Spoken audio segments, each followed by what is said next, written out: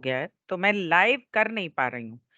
अ, पता नहीं मैंने स्क्रीन शेयर किया? हाँ, पता नहीं मैं कल ट्विन फ्लेम रीडिंग जो करनी है वो शायद फिर मुझे लाइव यूट्यूब पे करनी पड़े अगर स्ट्रीमयार्ड का खत्म हो गया तो। तो ख़ैर चैप्टर 3 हमने शुरू किया था और उसके 2 हिस्से हम कर चुके थे, तो चैप्टर 3 का तीसरा हिस्सा अब शुरू करते हैं। तो तीसरे हिस्से में वो कहते हैं जब आप ये जो चैप्टर 3 है ये खुद को चैनलिंग के लिए तैयार करने के बारे में है। तो इसमें वो कहते हैं जब मैं हिंदी में पढ़ूँगी, मुझे हिंदी समझ में नहीं आई तो इंग्लिश में पढ़ूँगी, इंग्लिश समझ में नहीं आई तो हिंदी में पढ़ूँगी। कुल मिला के मुझे जो समझ में आया, मैं कोशिश करके आपको समझा दूँगी। Okay please bear with me. जब आप अपने मन के सहज तर्क संगत संतुलन से संतुष्ट होते हैं और आपको लगता है कि आपकी भेदभाव करने की शक्ति लगभग आपकी विश्वास करने की शक्ति के बराबर है, तो ये आपके सचेत विश्लेषण को समाप्त करने का समय है। इतनी शुद्ध हिंदी पढ़ने से अच्छा तो मैं शुद्ध संस्कृत पढ़ लेती। When you are satisfied with your intuitive rational balance of the mind and you feel that your power to discriminate is roughly equal to your power to believe, it is time to conclude your conscious analysis. अब समझ में आया। तो वो कहती है कि जब आपकी लॉजिकल और इंट्यूटिव जो सोचने की शक्ति है, उसके अंदर जो संतुलन बनता है, अगर आप उससे संतुष्ट हैं और आपको लगता है कि आपकी फ़र्क सही और गलत में फ़र्क करने की शक्ति जो है, वो इतनी है कि आप अपनी उस शक्ति पर भरोसा भरोसा कर सकें, विश्वास कर सकें, तो इसका मतलब है कि वक़्त आ गया कि आप अपनी उस छानबीन या अपनी चैनलिंग अ, में मतलब कामयाब हो गए कि आप जो अपने आप को जाँच रहे थे, परख रहे थे, कोशिश कर रहे थे, सीख रहे थे, तकरीबन-तकरीबन आप कामयाब हो चुके। All of the work so far has been done using the intellect. You have subjected both your intuitive and rational minds to the examination of rational thought processes. Now it is time to subject both intuition and rational thought to the catalyst of intuition and faith. For your betterment, I will read it out to you.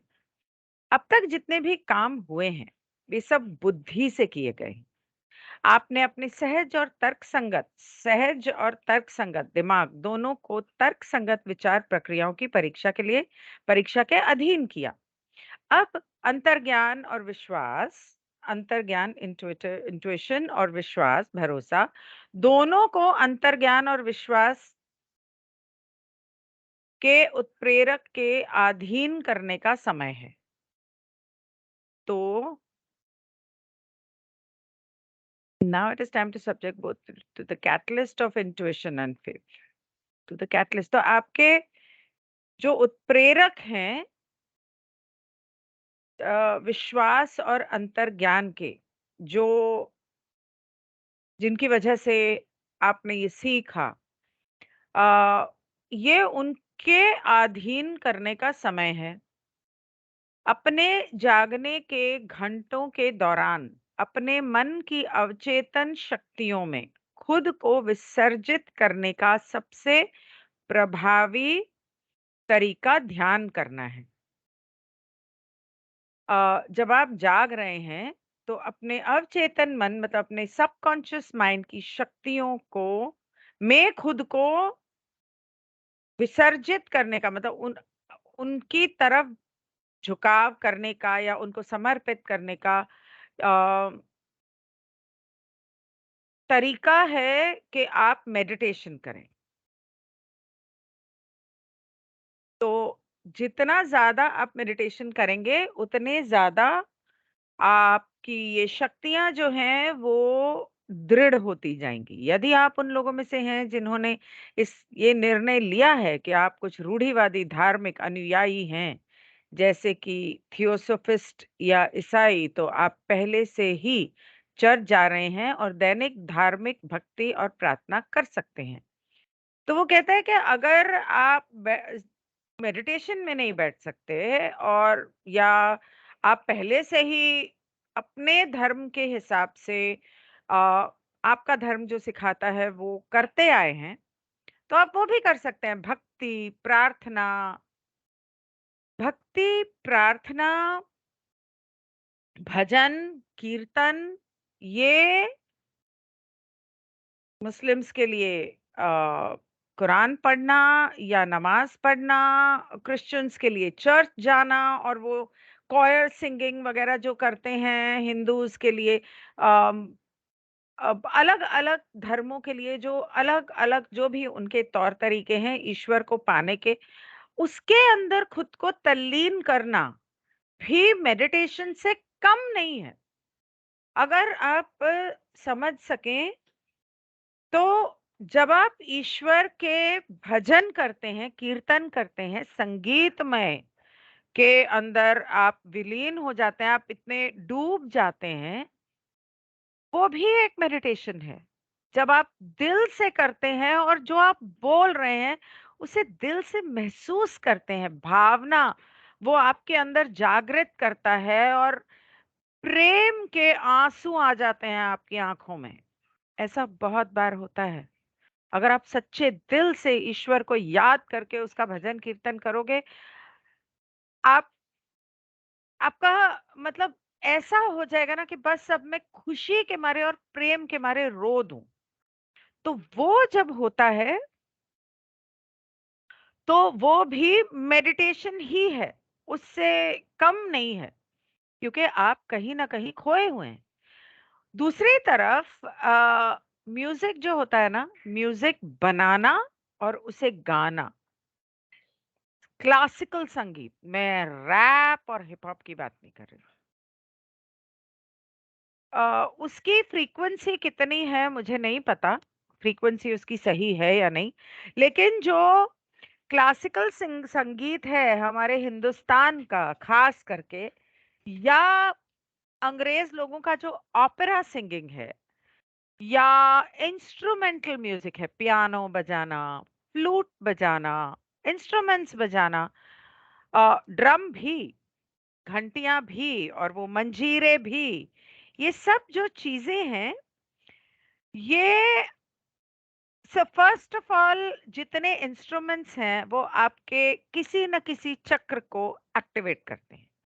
अब मैं भूल गई हूँ, मेरे ख्याल से piano और harmonium जो है वो मेरे ख्याल से आपके थ्रोट चक्र को या हार्ट चक्र, ड्रम जो है ढोल, मृदंग, ड्रम, ये आपके तबला, ये है आपके रूट चक्र के लिए, उसको बैलेंस करने के लिए।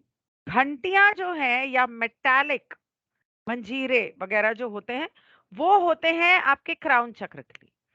फ्लूट जो होती है वो होती है आपके मेरे ख्याल से थ्रोट चक्र के लिए। वो मेरे चैनल के ऊपर एक संतोष मिश्रा जी के साथ एक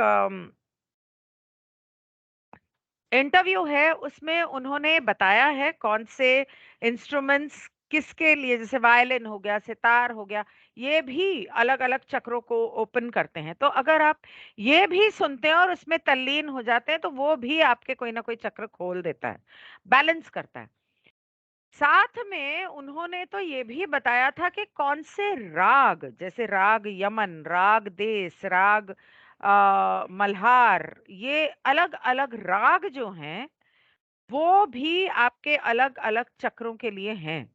तो अगर फॉर एग्जाम्पल आपका मृदंग जो है, अगर आप मृदंग सुन रहे हैं और आपका रूट चक्र का राग, मेरे ख्याल राग याद नहीं पर शायद देश होगा, तो यमन होगा। तो अगर आप राग यमन को मृदंग में सुन रहे हैं, तो सोचो कितना वो आपके चक्रस को बैलेंस करेगा। तो उसके अंदर भी अगर आप खो जाते हैं तो वो भी मेडिटेशन का एक तरीका है। मैं ये सब आपको इसलिए बता रही हूँ क्योंकि लोग ये ना समझें कि अपने इंट्यूशन और अपने लॉजिक को बैलेंस करने का सिर्फ एक तरीका है कि आप चुप करके ऐसे मुद्रा बना के मतलब बैठ जाए। नहीं, उसके बहुत तरीके हैं।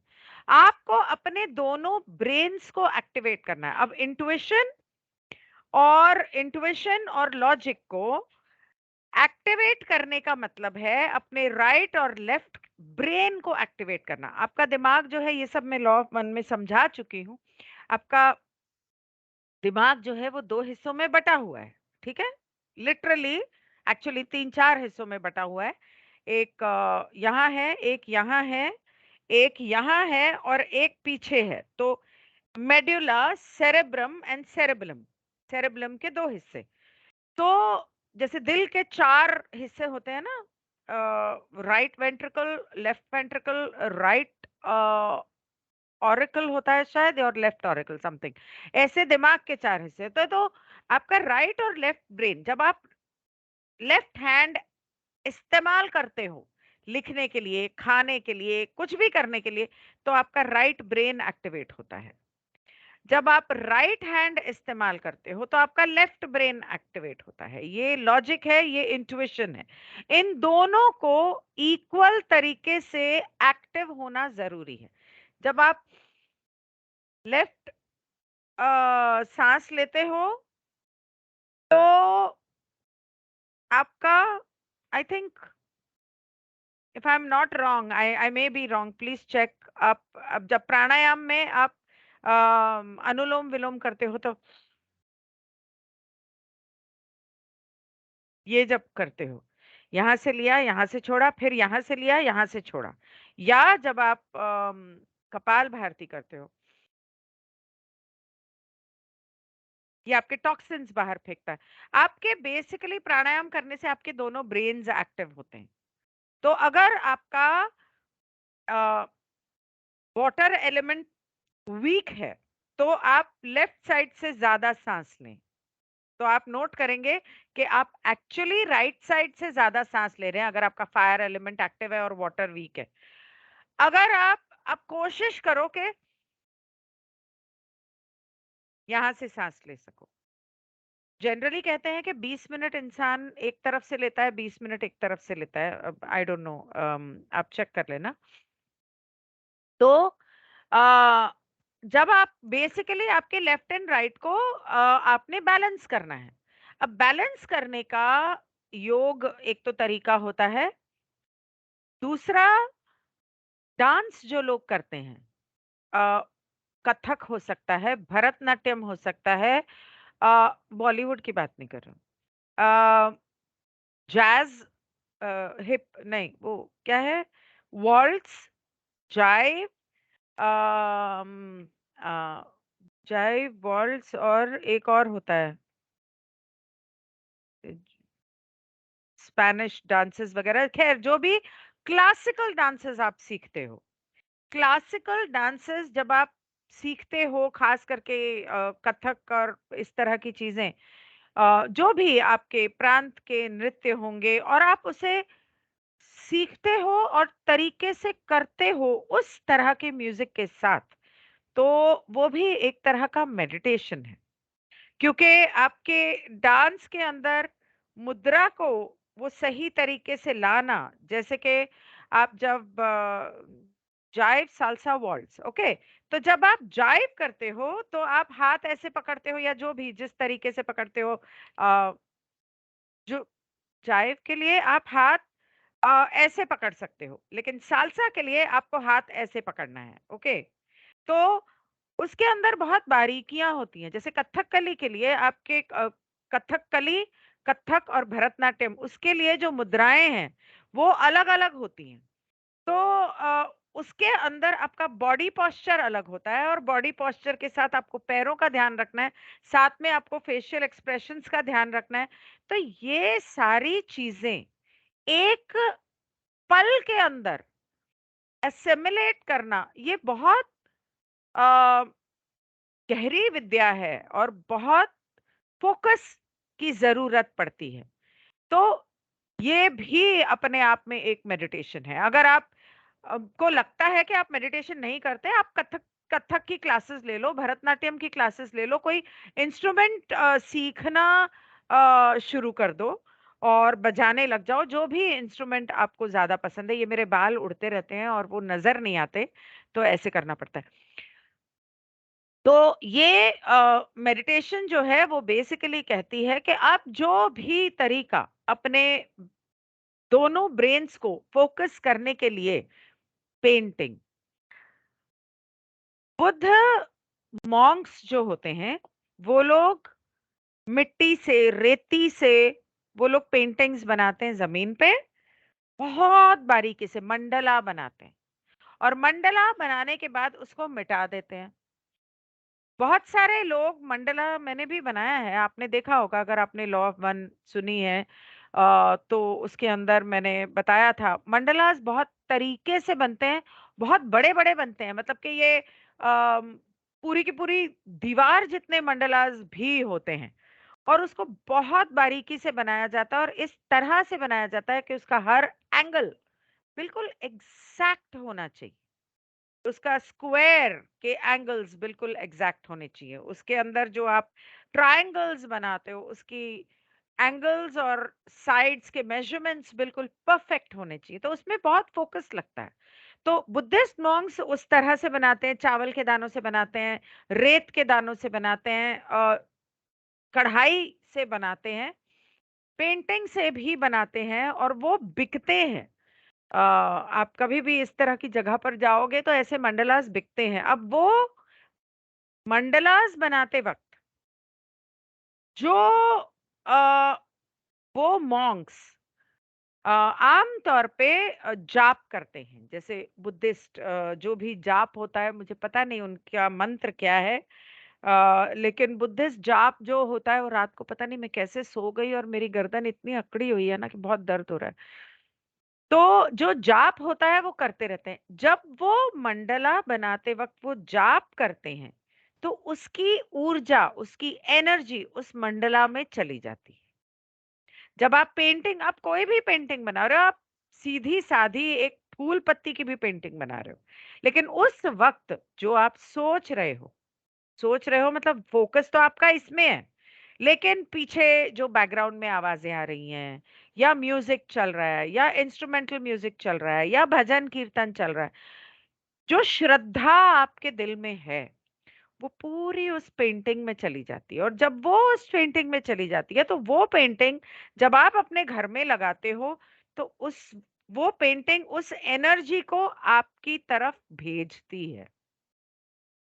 इसीलिए आम तौर पे भगवान की तस्वीरें लगाई जाती थी, लेकिन पुराने ज़माने में भगवान की तस्वीरें और पेंटिंग्स श्रद्धा से पेंट की जाती थी। आजकल जो पेंटिंग्स मिलती हैं, प्रिंट्स मिलते हैं, वो कोई उसमें कोई श्रद्धा नहीं होती। वो सिर्फ़ पैसा कमाने का एक ज़रिया है। मूर्तियाँ जो बाज़ार में मिलती हैं, वो मूर्ति बनाने वाला पता नहीं क्या सोच रहा था कि मेरी मूर्ति बिक जाए, मेरे बच्चों ने 2 दिन से खाना नहीं खाया या ये मेरे को तो पड़ी ₹100 की लेकिन मैं 500 की बेचूँगा।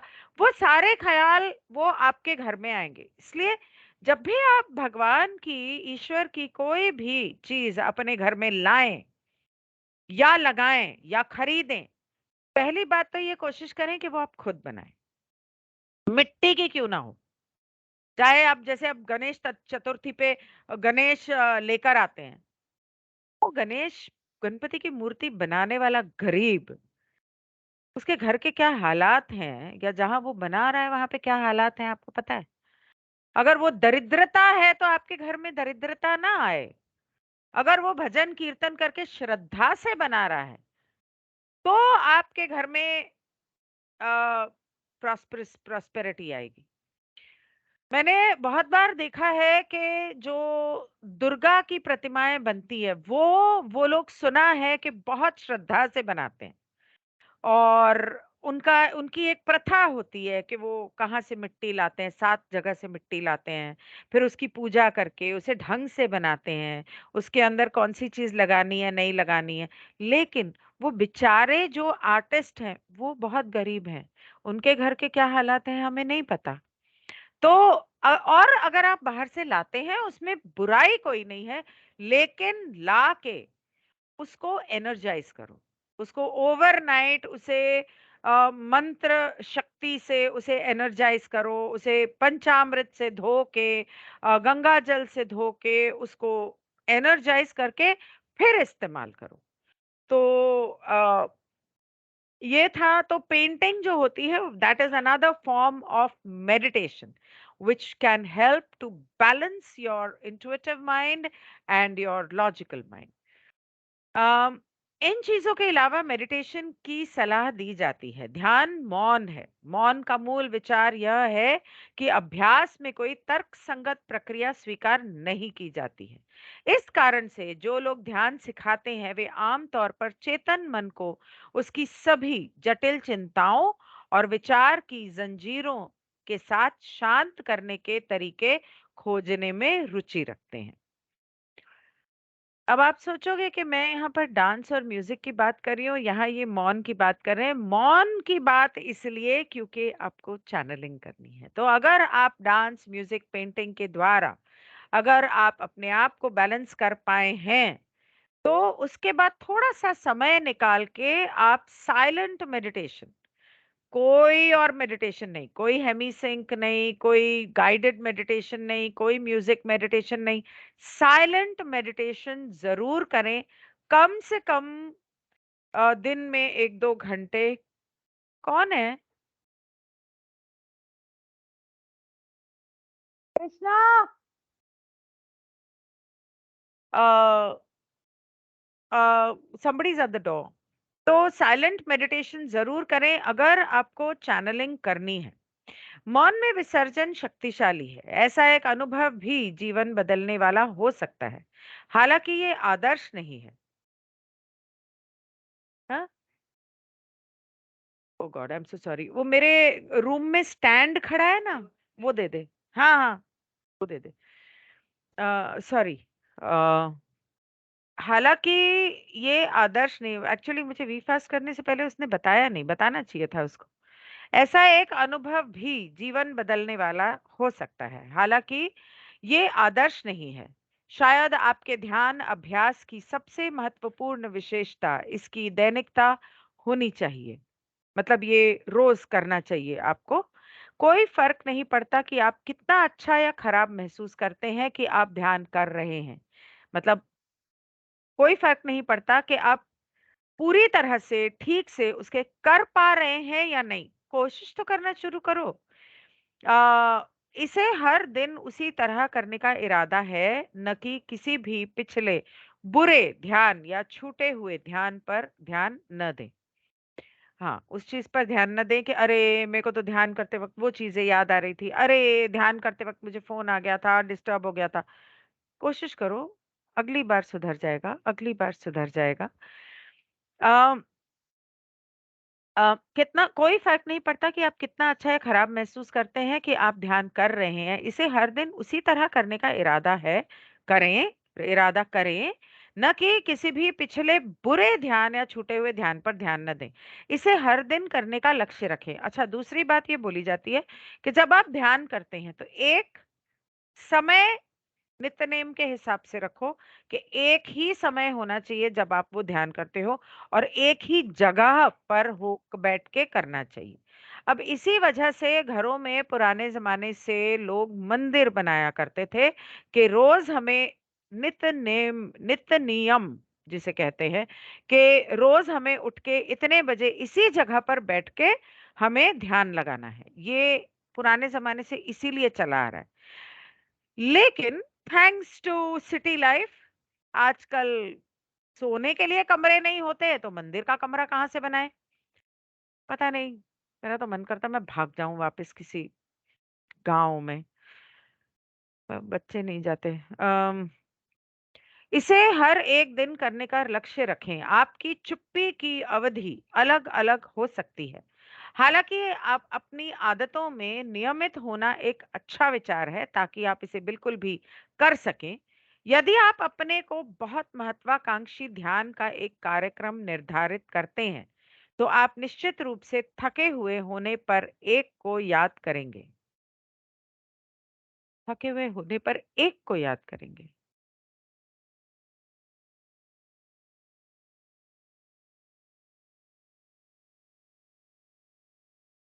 हुँ। If you set yourself too ambitious a schedule of meditation, you will surely miss one when you are fatigued, and after the first miss or two, you will be far less enthusiastic. तो basically अगर आपने बहुत अपने लिए बहुत ज़्यादा ये महान कि नहीं-नहीं मैं तो रोज़ 5 बजे उठ के 4 घंटे करूँगा, ऐसा कुछ सोच लिया है, तो किसी न किसी दिन थकावट की वजह से या नींद की वजह से आपकी कोई ना एक आधी कोई मेडिटेशन छूट जाएगी और फिर आप बोलोगे यार अब छूट तो गई है, छड्डो परे मेरे से नहीं होता। तो इसलिए पहले 1-2 तो छूट गई, तो अभी आज भी 1 और छूट गई तो क्या फ़र्क पड़ेगा? तो इसलिए इस तरह का मत करो।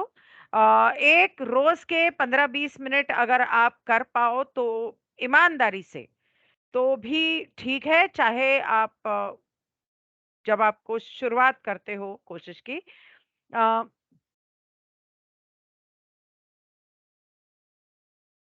ओके। मौन यदि आप इसे प्रतिदिन करने में विश्वास योग्य हैं, तो प्रतिदिन एक मामूली 15 या 20 मिनट ध्यान करना आपके लिए अमूल्य होगा। ध्यान का वास्तविक कार्य चेतन मन की संरचना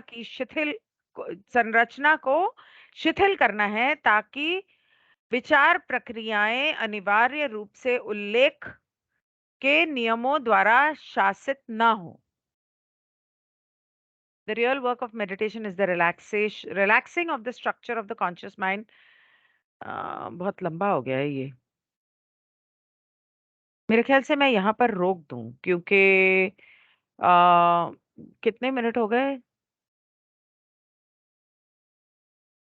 अच्छा काफ़ी मेरे ख्याल से 20 मिनट आधा घंटा तो हो ही गए। ठीक है, मेरे ख्याल से मैं यहाँ रोक देती हूँ, कल यहीं से शुरू करूँगी और रिकॉर्डिंग करके अपलोड करूँगी। Thank you so much. Good bye.